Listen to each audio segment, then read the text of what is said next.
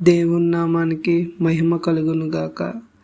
దేవుడు నాకు ఇచ్చిన ఈ బాధ్యతను సంపూర్ణముగా నేను నెరవేర్చేవారిగా ఉండేటట్టుగా మీ అనుదిన ప్రార్థనలోను నన్ను జ్ఞాపకం చేసుకోండి.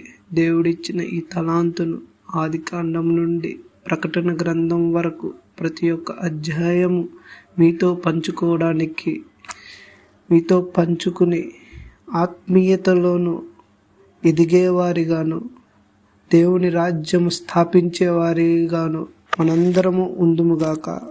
ఆమె వాక్యోపదేశంలోనికి వెళ్దాం. ఆదికాండం 1వ అధ్యాయం 1వ వచనం. ఆదియందు దేవుడు భూమి ఆకాశములను సృజించెను.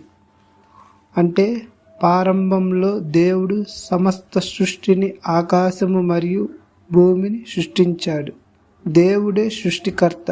ఆయనతోనే అన్ని ఆరంభమయ్యాయి.